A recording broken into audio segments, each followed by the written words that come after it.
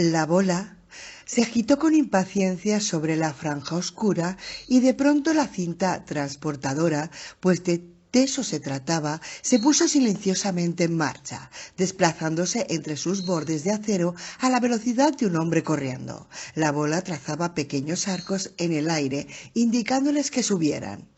Rolando echó a correr junto a la cinta móvil hasta que alcanzó más o menos la misma velocidad y subió a ella. Dejó a Jake en el suelo y los tres pistoleros, Muchacho y Brambo de ojos dorados, fueron transportados con celeridad por aquella penumbrosa llanura subterránea en la que estaban despertando las antiguas máquinas. La cinta móvil los llevó por una zona de lo que parecía ser archivadores, una interminable hilera de archivadores tras otra. Estaban oscuros, pero no muertos. De su interior surgía un zumbido bajo y soñoliento, y Jake alcanzó a ver finos resquicios de brillante luz amarilla entre las planchas de acero. De repente se acordó del señor Tic-Tac. Bajo esta puñetera ciudad hay quizá 100.000 malditos ordenadores dipolares. Quiero que sean míos. Bueno, pensó Jake, por lo visto están despertando, así que supongo que has conseguido lo que querías. Tiki, pero si estuvieras aquí, no sé si todavía lo querrías. Luego le vino a la memoria el bisabuelo del Tic-Tac, que había tenido el valor de subir a un avión de otro mundo y hacerlo despegar. Con esa sangre en las venas, Jake se imaginó que el Tic-Tac, lejos de asustarse hasta el extremo de quitarse la vida, habría recibido con deleite este giro de los acontecimientos. Y cuanta más gente se suicidara de terror, más feliz se habría sentido. Demasiado tarde para ti, Tiki, pensó. Gracias a Dios. Rolando habló en voz queda y asombrada. Todas estas cajas. Creo que estamos viajando por la mente de esa cosa que se da el nombre de Blaine, Jake. Creo que estamos viajando por su mente. Jake asintió y le vino a la mente su redacción final. Blaine el cerebro es un engorro total. Sí. Jake miró fijamente a Rolando. ¿Vamos a salir donde yo creo que vamos a salir? Sí, respondió Rolando. Si todavía seguimos el camino del haz, saldremos en la cuna. Jake asintió. Rolando. ¿Qué? Gracias por venir a rescatarme. Rolando hizo un gesto de asentimiento y le pasó un brazo por los hombros. Mucho más adelante, unos enormes motores cobraron vida con un rugido sordo. Al cabo de un instante empezó a sonar un potente chirrido y una nueva luz. El fulgor crudo de las lámparas de sodio naranja cayó sobre ellos. Jake pudo ver el lugar en el que terminaba la cinta móvil. A continuación había una estrecha y empinada escalera mecánica que conducía a aquella luz naranja.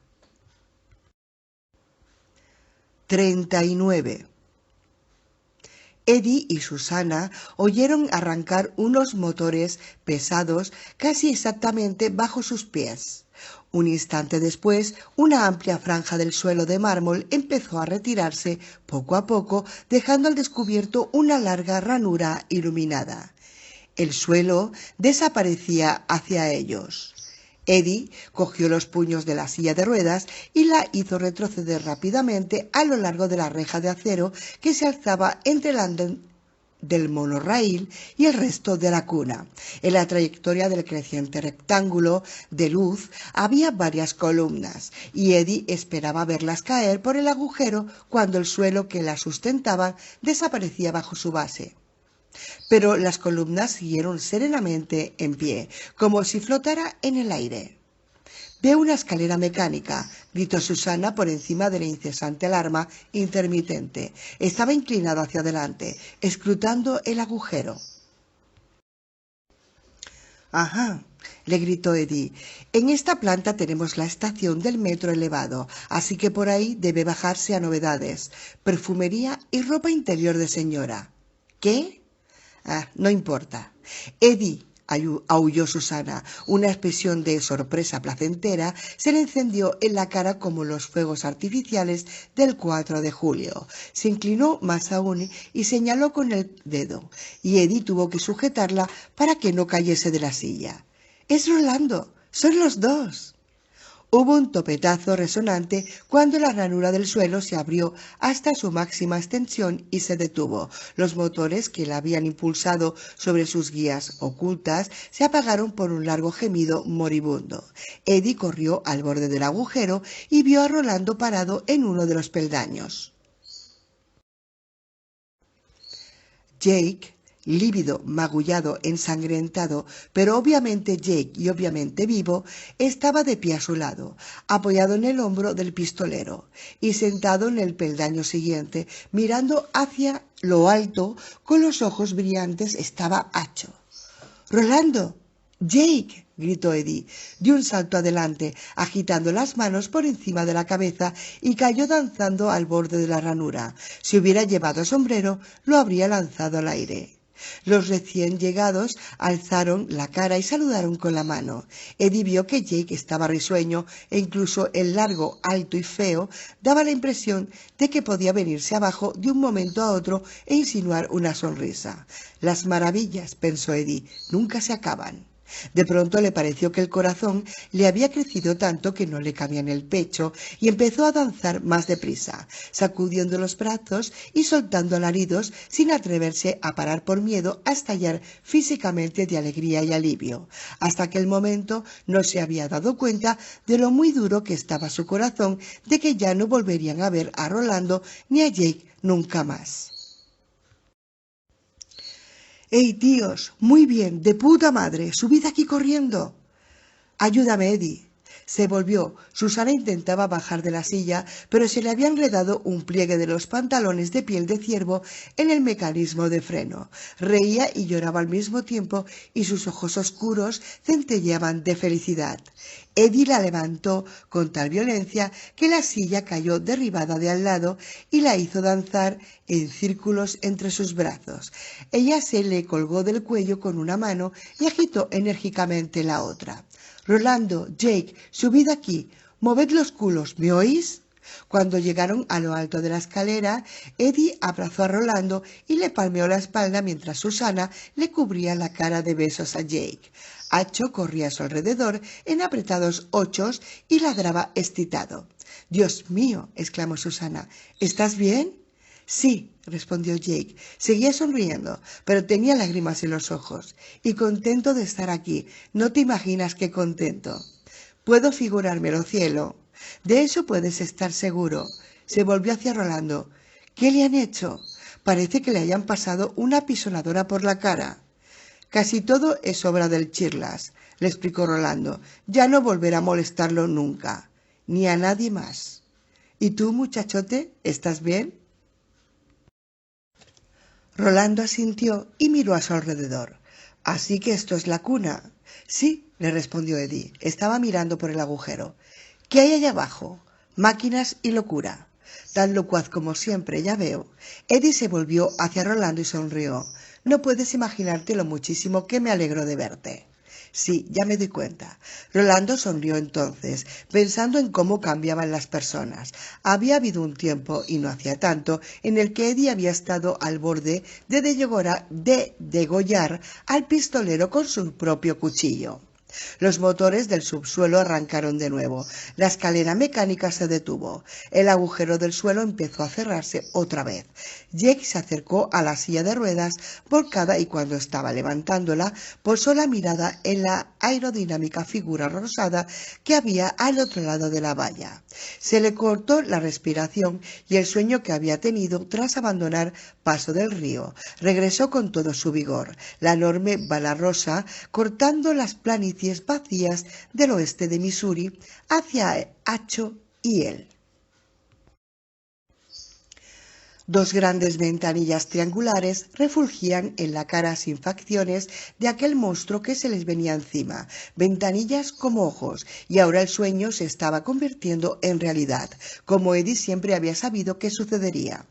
Solo es un horrible tren chuchú y se llama Blaine el Engorro. Eddie se le acercó y le pasó el brazo por los hombros. —Bueno, campeón, aquí lo tienes, tal como estaba anunciado. ¿Qué te parece? No gran cosa, en realidad. La insuficiencia de esta declaración era colosal, pero Jake estaba demasiado exhausto para dar una respuesta mejor. A mí tampoco, dijo Eddie. Habla, y le gustan las adivinanzas. Jake asintió. Rolando se había cargado a Susana sobre la cadera y estaban examinando la caja de mando y su teclado numérico en forma de rombo. Jake y Eddie fueron con ellos. Eddie descubrió que no podía dejar de mirar constantemente a Jake para asegurarse de que no era un producto de su imaginación. El chico estaba allí de veras. ¿Y ahora qué?, le preguntó a Rolando. Rolando rozó levemente los botones numerados con las yemas de los dedos y sacudió la cabeza. No lo sabía. ¿Por qué me parece que los motores del mono están subiendo de revoluciones?, prosiguió Eddie. Es difícil saberlo de cierto con esa alarma que no para de sonar, pero creo que sí. Y a fin de cuentas, Blaine es un robot. ¿Y si, por ejemplo, se marcha sin nosotros? —Blaine —gritó Susana—, Blaine, ¿estás? Escuchadme con atención, amigos míos, resonó la voz de Blaine. En el subsuelo de la ciudad hay grandes reservas de armamento químico y biológico. He iniciado una secuencia que provocará una explosión y liberará ese gas. La explosión se producirá dentro de 12 minutos. La voz enmudeció momentáneamente y entonces les llegó la vocecita del pequeño Blaine, casi sofocada por el incesante aullido regular de la alarma. La voz enmudeció momentáneamente y entonces le llegó la vocecita del pequeño Blaine, casi sofocada por el incesante aullido regular de la alarma. Ya me temía algo por el estilo. Debéis daros prisa. Eddie no le prestó ninguna atención porque no estaba diciéndole absolutamente nada que no supiera ya. Pues claro que debían darse prisa, pero eso solo figuraba en un lugar muy secundario por el momento. Algo mucho mayor le preocupaba casi con toda la mente. ¿Por qué?, preguntó. ¿Por qué, Dios mío, tienes que hacer una cosa así? A mí me parece evidente. No puedo destruir la ciudad con armamento nuclear sin destruirme yo también. ¿Y cómo podría llevaros a donde queréis ir si estuviera destruido? Pero aún quedan miles de personas en la ciudad, protestó Eddie. ¿Vas a matarlas? Sí, admitió Blaine con toda calma. Hasta luego, cocodrilo. Ya nos veremos, Caimán. No te olvides de escribir. ¿Por qué?, insistió Susana. ¿Por qué, maldito seas? Porque me aburren. A vosotros cuatro, en cambio, os encuentro bastante interesantes. Naturalmente, para saber durante cuánto tiempo os seguiré encontrando interesantes, habría que ver lo buenas que son vuestras adivinanzas. Y hablando de adivinanzas, ¿no os convendría empezar a pensar en resolver la mía? Faltan exactamente 11 minutos y 20 segundos para que estallen las latas. —Detente —gritó Jake por encima del aullido de las sirenas—. No es solo la ciudad. Un gas como ese puede extenderse a cualquier parte. Incluso podría matar a los ancianos de Paso del Río. Mala suerte, respondió Blaine sin inmutarse, aunque creo que podrán seguir midiendo sus vidas en cucharadas de café durante unos cuantos años más. Han empezado las tormentas de otoño y los vientos dominantes les alejarán los gases. Vuestra situación, en cambio, es bien distinta. Más vale que os pongáis las gorras de pensar o hasta luego, cocodrilo, ya nos veremos, Caimán. No te olvides de escribir. Hubo una pausa. Una información adicional. Este gas no es indoloro. —¡Páralo! —exclamó Jake.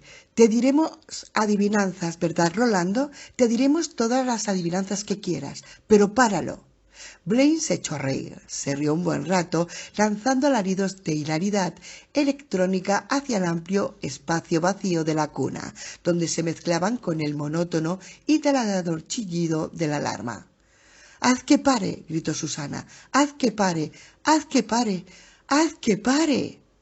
Blaine obedeció. Un instante después, la alarma cesó en mitad de un pitido. El silencio que siguió, roto únicamente por el martilleo de la lluvia, fue ensordecedor. La voz que brotó entonces del altavoz era muy suave, pensativa y absolutamente desprovista de compasión. Os quedan 10 minutos, le anunció Blaine. Vamos a ver lo interesantes que sois. 40. Andrew. Aquí no hay ningún Andrew extraño, pensó. Andrew se fue hace mucho. Andrew ya no existe, como dentro de poco no existiré yo. Andrew, insistió la voz. Venía de muy lejos, venía de fuera de la prensa para manzanas que en tiempos había sido su cabeza. En tiempos había existido un chico que se llamaba Andrew y su padre lo había llevado a un parque de las afueras al oeste de Lud, un parque en el que había manzanos y una cabaña de hojalata oxidada que tenía un aspecto infernal y despedía un aroma celestial. En contestación a su pregunta, su padre le había dicho que la llamaban la sidrería. Luego le dio una palmadita en la cabeza, le dijo que no tuviera miedo y le hizo cruzar el umbral tapado con una manta. Dentro había más manzanas, cestos y cestos apilados contra las paredes, y había también un viejo escuálido, un nombre, Dewlap, cuyos músculos se retorcían como gusanos bajo la blanca piel y cuyo trabajo consistía en ir echando las manzanas, cesto a cesto, a la máquina traqueteante y desvencijada que se alzaba en el centro de la sala. Lo que emanaba del tubo que sobresalía por el extremo opuesto de la máquina era el dulce zumo de las manzanas. Allí había otro hombre, ya no se acordaba de cómo se llamaba, y su trabajo consistía en llenar jarra tras jarra con el zumo. Detrás de él había un tercer hombre, cuyo trabajo consistía en aporrear la cabeza del que llenaba las jarras si derramaba demasiado zumo. El padre de Andrew le dio un vaso del espumoso líquido, y aunque había saboreado muchas exquisiteces olvidadas durante sus años de vida en la ciudad, nunca había probado nada mejor que aquella fría y dulce bebida. Fue como beberse una racha de viento de octubre.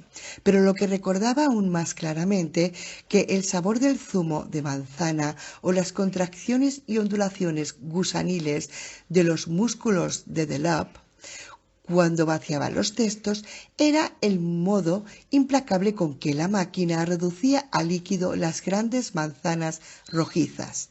2 docenas de rodillos las llevaban bajo un tambor de acero perforado que giraba sin cesar. La máquina luego las hacía estallar, recogiendo el jugo por una artesa inclinada, mientras un tamiz recogía las semillas y la pulpa.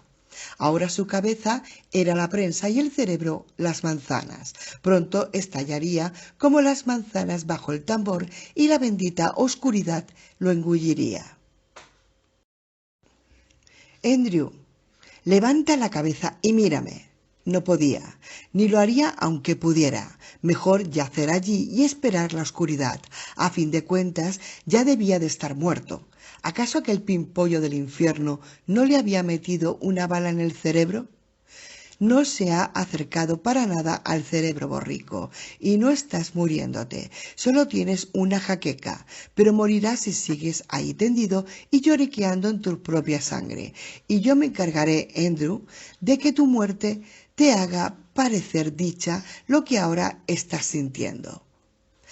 No fueron las amenazas las que hicieron que el yaciente levantara la cabeza, sino más bien el modo en el que el dueño de aquella voz siseante le había leído el pensamiento. Su cabeza se alzó lentamente y el dolor fue penosísimo, como si objetos pesados patinaran y derraparan sobre la caja ósea que contenía lo que quedaba de su mente, produciéndole surcos sangrientos en el cerebro. Se le escapó un gemido largo y almibarado.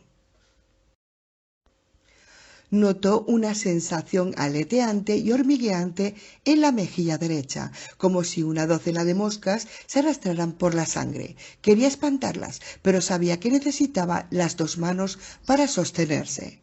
La figura que se erguía al otro lado de la habitación, junto a la compuerta que conducía a la cocina, tenía una apariencia fantasmagórica e irreal. Esta impresión se debía en parte a que las luces de arriba seguían destellando como un estreboscopio y aparte aquella que estaba viendo con un solo ojo. No podía ni quería acordarse de lo que le había pasado al otro, aunque tenía la sospecha de que se debía sobre todo a aquel personaje que era fantasmagórico e irreal.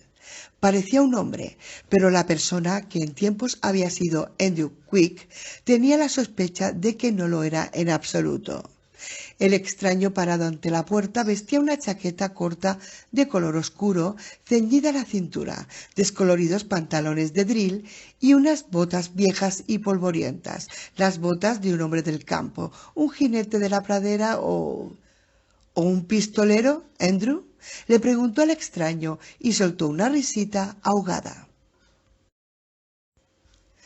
El señor Tic-Tac contempló la figura con desesperación, intentando verle la cara, pero la chaqueta corta tenía capuchón y lo llevaba puesto. El semblante del extraño se perdía en la sombra. La sirena cayó a medio alarido. Las luces de emergencia continuaron encendidas, pero al menos no parpadeaban.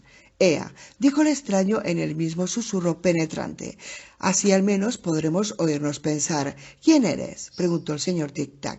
Se movió ligeramente y aumentó el número de objetos pesados que le patinaban por la cabeza, abriéndole nuevos desgarrones en el cerebro. Pero con todo lo terrible que era esta sensación, aún resultaba peor el espantoso bullir de moscas en la mejilla derecha. «Se me conoce de las muchas maneras, compañero», respondió el hombre desde la oscuridad de la capucha, y aunque su voz era grave, el tic-tac oyó acechar la risa justo bajo la superficie. «Los hay que me llaman Jimmy y los hay que me llaman Timmy. Hay quienes me llaman Handy y hay quienes me llaman Tandy. Pueden llamarme perdedor y pueden llamarme triunfador, con tal de que no me llamen demasiado tarde para cenar».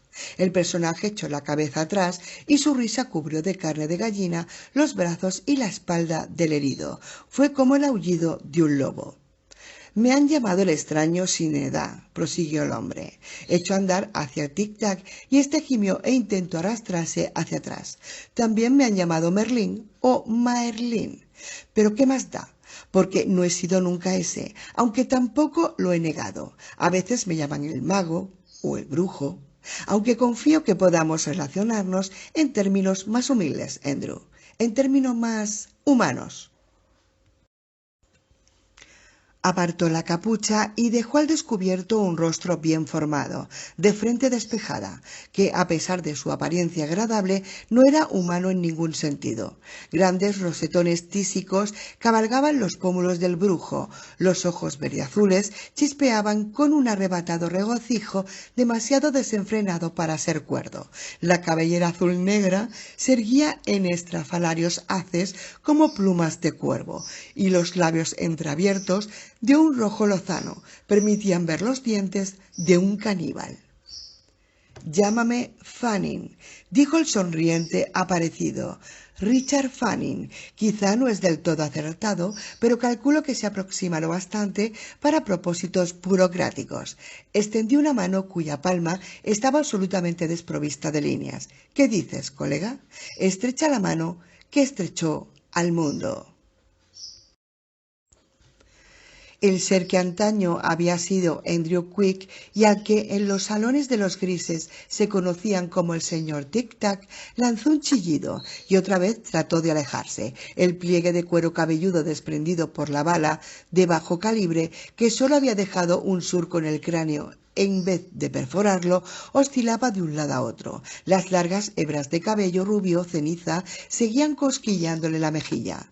Quick, empero, ya no lo notaba. Incluso había olvidado el dolor del cráneo y la palpitación de la cuenca que antes albergaba su ojo izquierdo. Toda su conciencia se había fundido en un pensamiento: «Tengo que escapar de esta bestia que parece un hombre». Pero cuando el extraño que se apoderó de su mano derecha y la estrechó, ese pensamiento se disolvió como un sueño al despertar.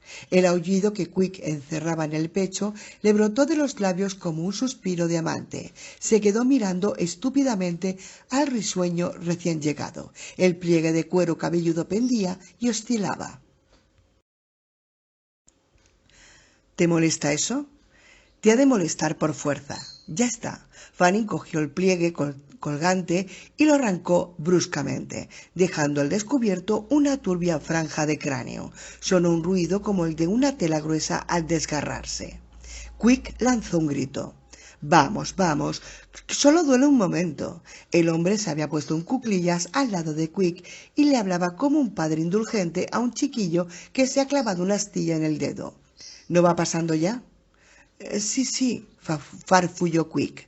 Y era verdad, el dolor empezaba a desvanecerse, y cuando Fanning alargó de nuevo la mano hacia él para acariciarle el lado izquierdo de la cara, el respingo de Quick fue solo un reflejo rápidamente dominado. Al contacto de aquella mano sin líneas, sintió fluir de nuevo la fuerza. Alzó la mirada hacia el recién llegado con muda gratitud, los labios temblorosos. ¿Mejor así, Andrew? ¿Verdad que sí? Sí. Si quieres demostrarme tu agradecimiento, como no lo dudo, debes decir algo que solía decir un viejo conocido mío, al fin y al cabo traicionándome, pero fue un buen amigo durante bastante tiempo y aún lo llevo en mi corazón. Di, mi vida por ti, Andrew. ¿Podrás decirlo? Podía decirlo y lo dijo. De hecho, parecía que no podía cesar de decirlo. Mi vida por ti, mi vida por ti, mi vida por ti, mi vida. El extraño volvió a tocarle la mejilla, pero esta vez una intensa descarga de dolor puro estalló en la cabeza de Andrew Quick. Lanzó un alarido. Lo siento, pero el tiempo apremia y empezabas a parecer un disco rayado. Andrew, deja que te lo exponga sin adornos. ¿Te gustaría matar al pimpollo que disparó contra ti? Por no hablar de sus amigos y del correoso que lo trajo aquí. Ese sobre todo. Hasta la bestia que te saltó el ojo, Andrew. ¿Te gustaría? Sí, jadeó el antiguo señor Tic-Tac. Apretó los puños ensangrentados. Sí, eso está bien, dijo el extraño, y ayudó a Quick a incorporarse. Porque tienen que morir. Están mezclándose en asuntos que no les incumben. Esperaba que Blaine se ocupara de ellos, pero las cosas han llegado demasiado lejos para confiar en nada. Después de todo, ¿quién habría podido pensar que llegarían tan lejos como han llegado? No lo sé, contestó Quick. En realidad no tenía la menor idea de lo que estaba diciendo el extraño. Ni le importaba. Un sentimiento de exaltación le invadía la mente como una buena droga, y después del dolor de la prensa de manzanas, eso era suficiente para él, más que suficiente. Richard Fanning contrajo los labios. Oso y hueso, llave y rosa, día y noche, viento y marea. Ya es bastante, digo. No deben llegar más cerca de la torre de lo que están ahora. Quick retrocedió vacilante cuando las manos del hombre salieron disparadas con la velocidad de un rayo. Una rompió la cadena que sostenía el minúsculo reloj de péndulo en su estuche de cristal. La otra le arrancó del antebrazo el seco de Jake Chambers. Me quedaré con esto, ¿te parece? Fanning el brujo sonrió de un modo encantador, con los labios pudorosamente cerrados, sobre ellos dientes pavorosos. ¿O tienes alguna objeción? No, respondió Quick, renunciando sin la menor vacilación a los últimos símbolos de su prolongado caudillaje, en realidad sin darse cuenta de lo que hacía. Te lo ruego. Gracias, Andrew, dijo el hombre oscuro con voz suave. Ahora debemos andar ligeros. Preveo un cambio drástico en la atmósfera de estos lugares para dentro de 5 minutos o así. Hemos de llegar al armario más cercano en que se guardan las máscaras de gas y es probable que tengamos el tiempo muy justo. Yo podría sobrevivir a ese cambio en perfectas condiciones, pero me temo que tú tendrías ciertas dificultades. No entiendo de qué me estás hablando, objetó Andrew Quick.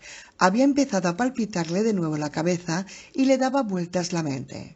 Ni falta que te hace, respondió imperturbable el extraño. Vamos, Andrew, creo que debemos darnos prisa. Un día movido, ¿eh? Con algo de suerte, Blaine los freirá en el mismo andén, donde sin duda está todavía. Con los años se ha vuelto muy excéntrico. Pobre tipo. Pero de todos modos creo que tendríamos que darnos prisa. Apoyó un brazo en los hombros de Quick y riéndose entre dientes lo hizo pasar por la misma compuerta que Rolando y Jake habían utilizado escasos minutos antes. Capítulo 6. Adivinanza y tierras baldías. 1. Muy bien, dijo Rolando, decidme la adivinanza. ¿Y la gente de la ciudad? Preguntó Eddie, señalando las columnatas de la amplia plaza de la Cuna y la ciudad más lejos. ¿Qué podemos hacer por ellos?